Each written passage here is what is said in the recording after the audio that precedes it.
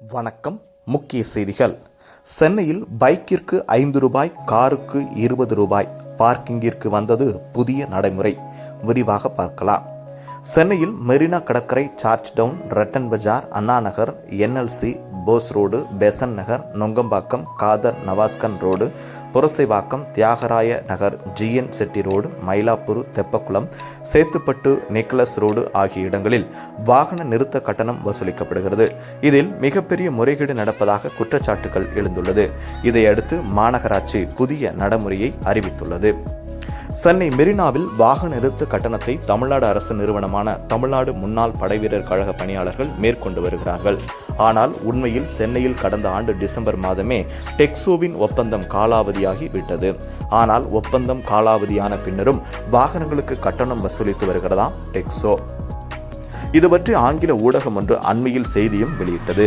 அந்த செய்தியில் சட்டவிரோதமாக பைக் மற்றும் கார் மற்றும் பெரிய வாகனங்களுக்கு அதிக கட்டணம் வசூலிப்பதாகவும் இந்த விவகாரத்தில் மாநகராட்சி நடவடிக்கை எடுக்குமா என்று கேள்வி எழுப்பியிருந்தது.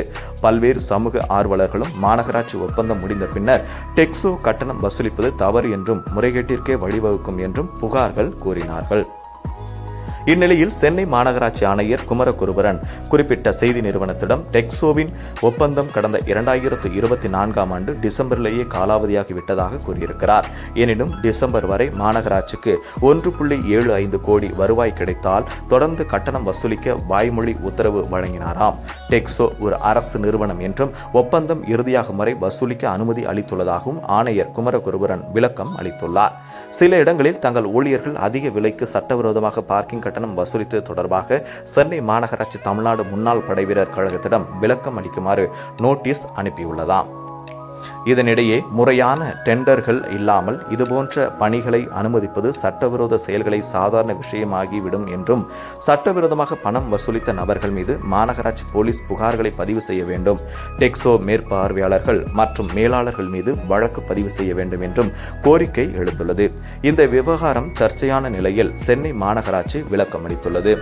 சென்னை மாநகராட்சி வெளியிட்ட செய்திக்குறிப்பில் கூறுகையில், சென்னையில் மெரினா கடற்கரை, service road, George Town, Ratan Bazaar, Anna Nagar, NLC, Bose road, Besant Nagar, Nungambakkam, Khader Nawaz Khan road, Purasaiwakkam, Thyagaraya Nagar, GN Chetty road, Mylapore, Teppakulam, Chetpet, Nicholas road ஆகிய இடங்களில் வாகன நிறுத்த கட்டணம் தமிழ்நாடு அரசு நிறுவனமான தமிழ்நாடு முன்னாள் படைவீரர் கழகம் டெஸ்கோ நிறுவனம் பணியாளர்கள் மூலம் வசூலிக்கப்பட்டு வருகிறது.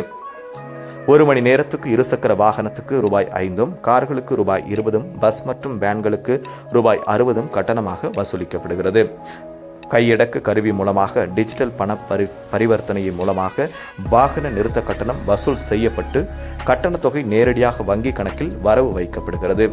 இந்நிலையில் வாகன நிறுத்த கட்டணம் வசூல் செய்யப்படும் பணியை ஒழுங்குமுறைப்படுத்த மென்பொருளில் பல்வேறு திருத்தங்கள் விரைவில் மேற்கொள்ளப்படும். அதன்படி வாகன நிறுத்த கட்டணம் வசூல் செய்யப்பட்டதற்காக வழங்கப்படும் ரசீதில் வாகனத்தின் பதிவு எண்ணை பதிவு செய்வது கட்டாயம். QR குறியீடு மூலமாக ரசீதின் உண்மை தன்மையை கண்டறிய வழிவகை செய்யப்படும். பண பரிவர்த்தனை மூலமாக கட்டணம் செலுத்தும் புதிய முறையினை கையடக்க கருவியிலிருந்து ரத்து செய்ய நடவடிக்கை எடுக்க வங்கிக்கு அறிவுறுத்தப்பட்டுள்ளது. வாகன நிறுத்த கட்டணம் வசூல் செய்யும் பணியாளர்கள் கட்டணம் வசூலிக்கும் போது உரிய அடையாள அட்டை அணிந்திருக்க வேண்டும்.